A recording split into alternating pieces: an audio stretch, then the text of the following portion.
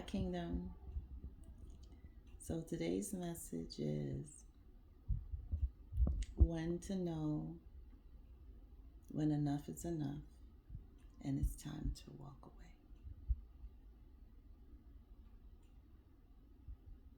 So it's simple. And I know walking away is not always easy. I know that there's a lot at stake, especially if you have children, you have property.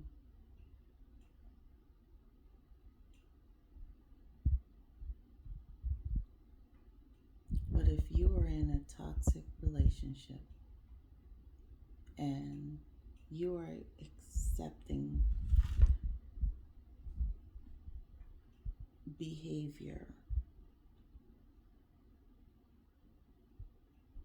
that is not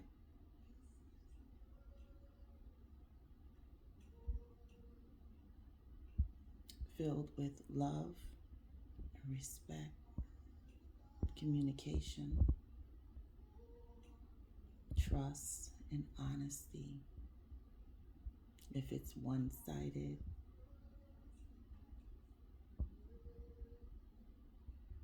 let's talk about making some decisions. Do you have children? How do you want the children to grow up? What do you want them to see and know? I used to struggle with, I didn't want someone else raising my kids. I have one child from a previous relationship, and then I have one child with my ex-husband. And I now understand that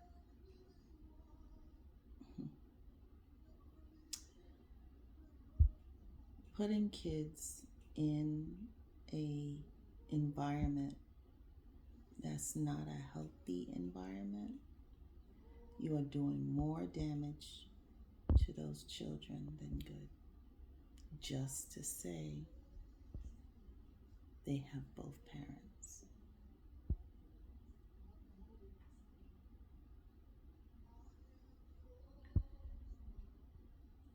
When children hear and see fighting and arguing and cursing and screaming and abuse or whatever it is, that's not healthy. When they see those things and they think that those things are normal, it's not a healthy situation for those kids. They don't do good in school. They don't sleep well. They have issues. So if we really want to put happiness and peace and love in the forefront, then we have to make sure that the kids have that in the home. And if that means that you have to walk away from a situation in order to get those things, then we got to figure some things out. We got to start figuring out, taking some steps to making a home where when they come home that they're happy, they're at peace, and they can freely be themselves without judgment or ridicule or yelling and screaming and all those things that come along with being in a toxic relationship. So guess what? You're in a toxic relationship, but guess what? So are the kids. The kids are in it also. They're also in a toxic relationship because most of the time, when a person is toxic to a spouse or a loved one, they're being abusive to the child as well. And if it was a situation like mine where I was always yelling and cursing and screaming in defense, or had my defenses up all the time, um, always having to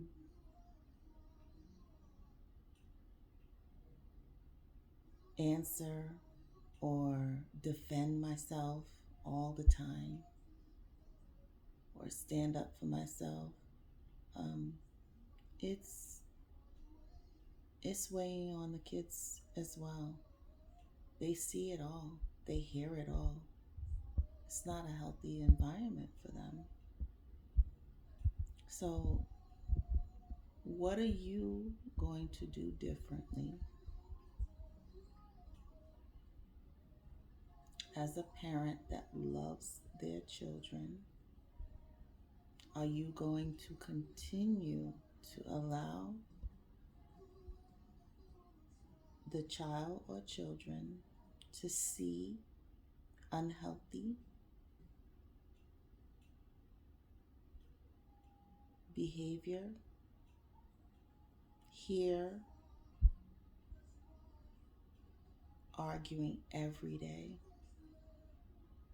don't even know what you're arguing about, but just has to argue? What are you going to do differently? What is it that you are going to decide that you are going to put you and your children first?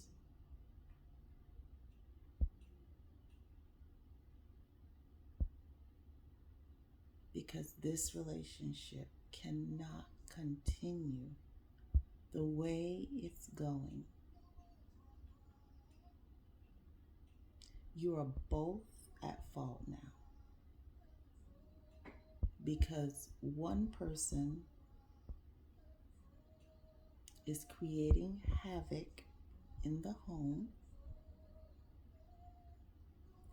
and the other person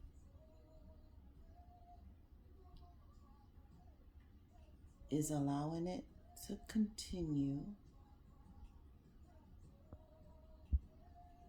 keeping the wheels going because of how they are reacting.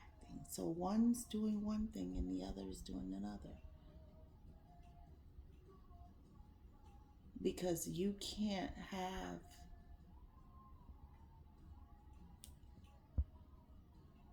one person doing everything and the other person not responding. If the one person's not responding, then eventually that other person's going to find somewhere else to go, because they're going to figure out, this person is not fazed by me anymore. This person doesn't love me anymore.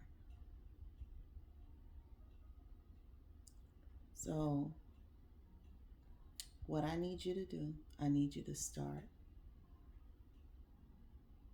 figuring out,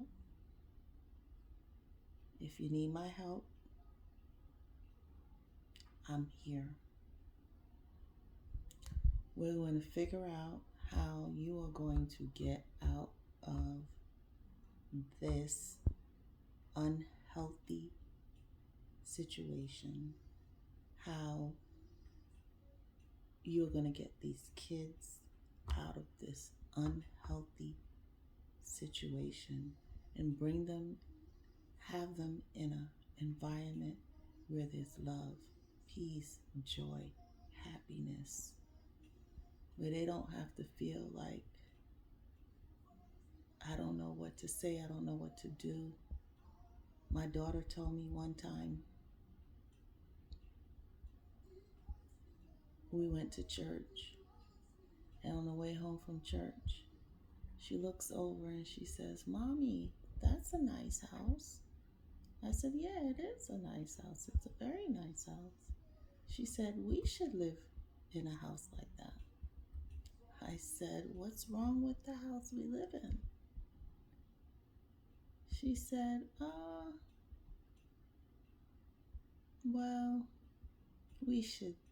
maybe we should leave, Mom."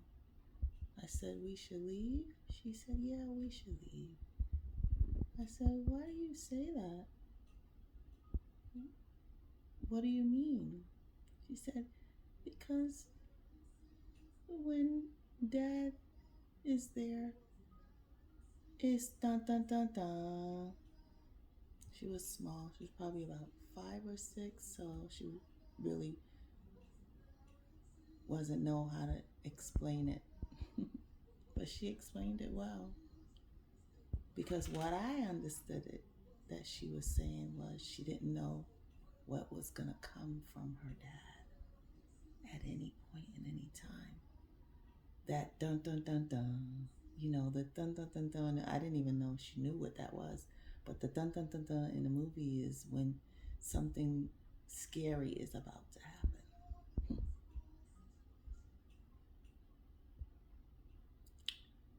And I said, "Okay." And that broke my heart. It broke my heart that a child would describe their parent as dun dun dun dun, scared. That she was describing her dad as scary. Scary. Dun dun dun dun is in the movies when something scary is going to happen. So she didn't know. She never knew. We never knew what we were going to get. One evening, we are sitting at the table doing her homework. I hadn't spoken to him the entire day.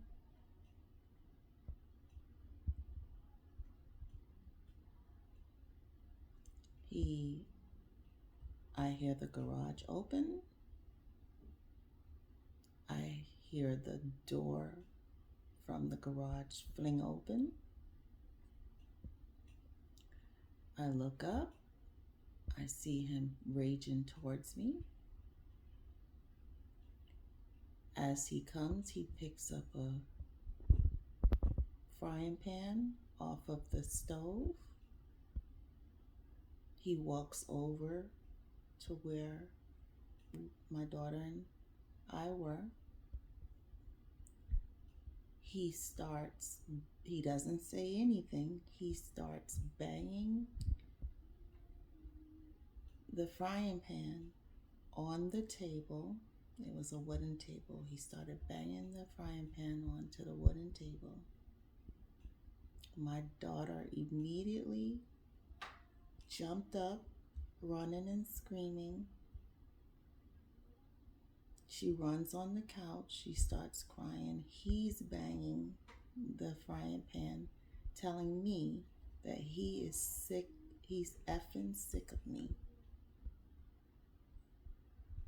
I calmly say to him, "What are you upset about now?"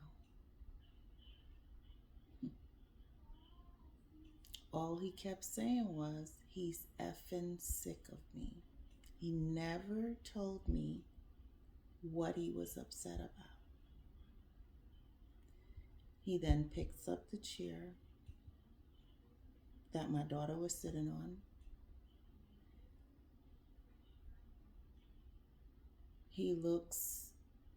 His face looked like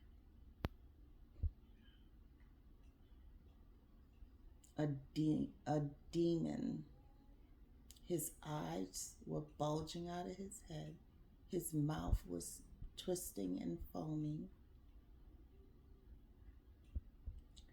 He picks up the chair and he tells me that he is going to bust my effing face open. I never moved. Exactly how I'm talking now is exactly how I talked to him in this situation, because I knew that if I had responded in the same way that he was, if I had responded aggressively, it wouldn't have been good. All I kept seeing was my daughter in the corner screaming and crying, saying, "Daddy, please stop. Daddy, please stop." He never, ever once in that situation, never once acknowledged her. He never once listened to her. He never looked her way.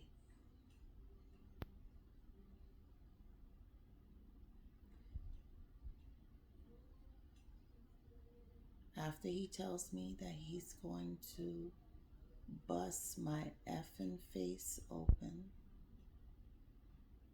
I said again, what are you upset about now?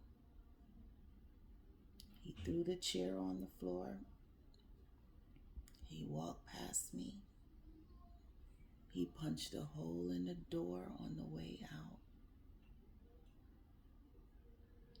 and then went back out to the garage.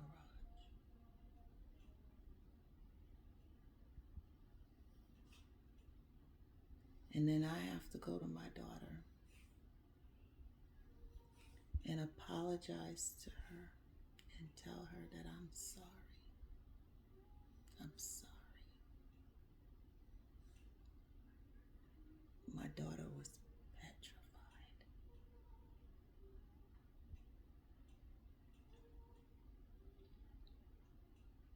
Petrified.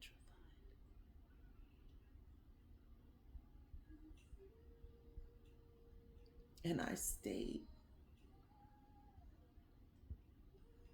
I stayed.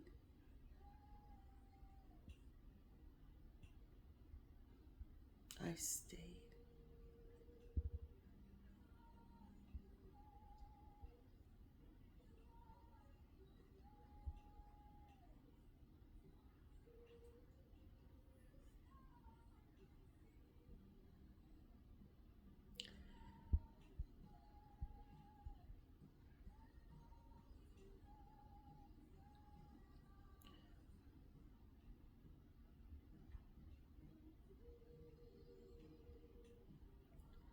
I stayed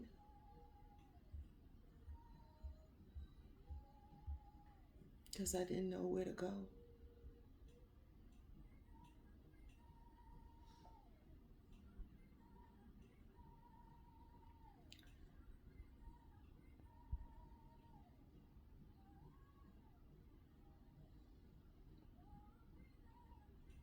I didn't know where to start. My family is in New York. I'm in another state. Me and my kids.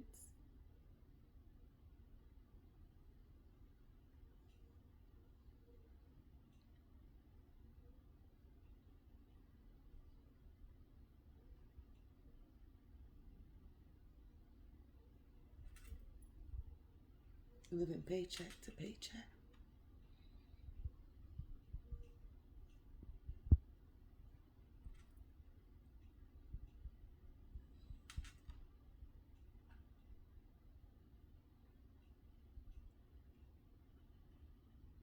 I felt stuck.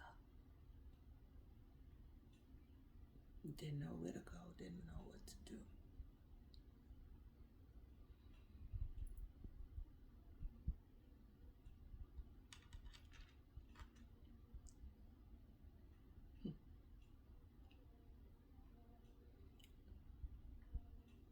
That's not a healthy environment for a child.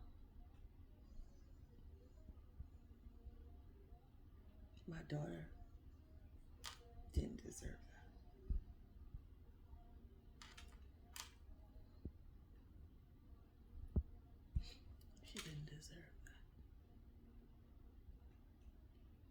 So I would assume there's so many other events, and I'll share them. I have to let them out.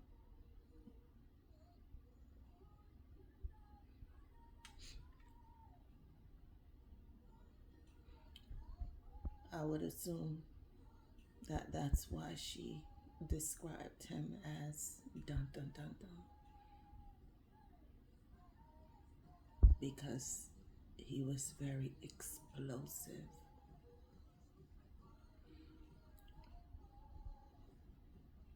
But I stayed, and I'm here to tell you,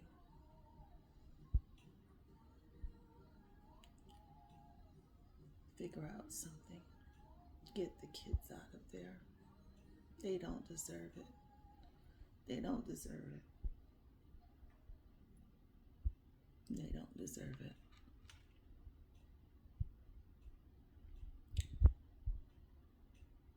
So we got to figure it out together, how you are going to get you and your kids out of that. Whatever's going on.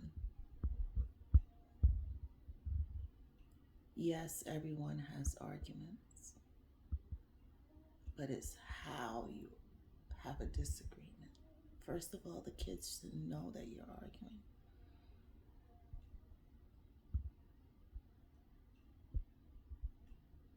And if someone's acting that way about, they can't even explain to you why they're acting the way they're acting. They still can't tell you what was the reason why they blew up the way they blew up.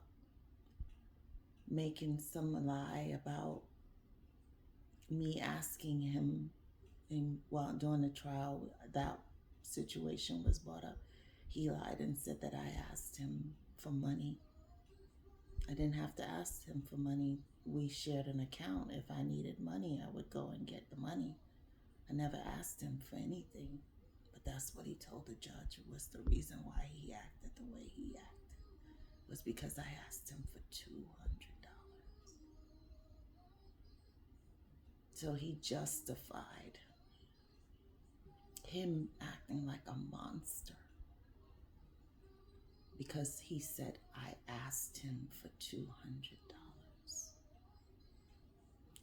First of all, I never asked him for $200. We didn't even speak that day because he was in his feelings about what I don't know, as usual. Upset always about something. But even if I did ask him for $200 that from an account that we shared, because I asked you for $200, you come home and act like a monster in front of your kid, and your kid is crying and begging you to stop, and you never acknowledged your child. You never tell your child sorry.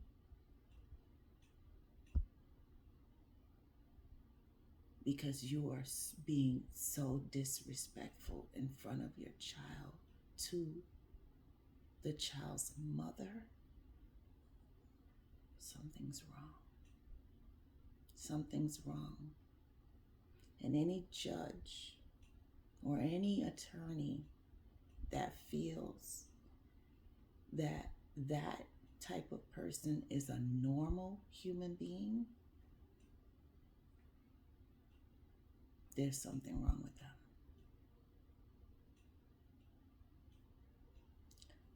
I gave scenario after scenario after scenario of disgusting things that was done. I submitted proof.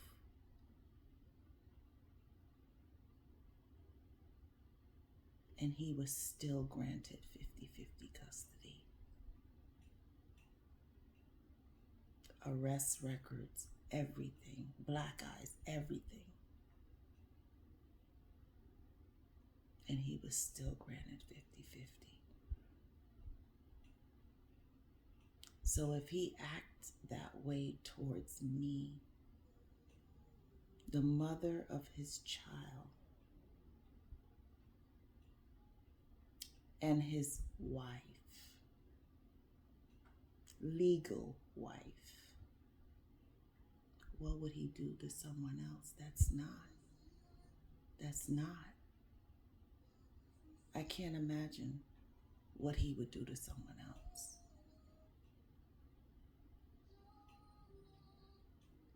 So you're telling me as a father that it's you're telling him as a father that it's okay to behave that way and that he doesn't have a consequence. But I told him that I allowed that behavior, so I blame myself that I allowed it as long as I did. So trust me, I've cried many a tears on me beating myself up for allowing it. But I live in a place of peace and happiness now. So these tears are that my daughter had to experience that.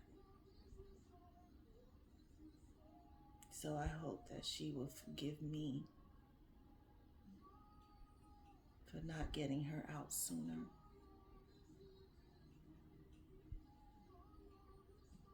But I had to make a decision. This person left to be with someone else, and I'm happy for them. I wish them the best. But this person also tried to come back after leaving. And I had to put my foot down. And God said, you are not gonna allow this person to come back again. You are not gonna allow this behavior to continue. This person does not deserve you. This person doesn't deserve the life that you guys have created together. And the life that I've blessed you guys with is because of you. And it's not going to continue with him in it. So you got a decision to make. God told me it's him or me. But you can't serve two masters, God told me. So my decision was, I'm choosing God and myself and my kids.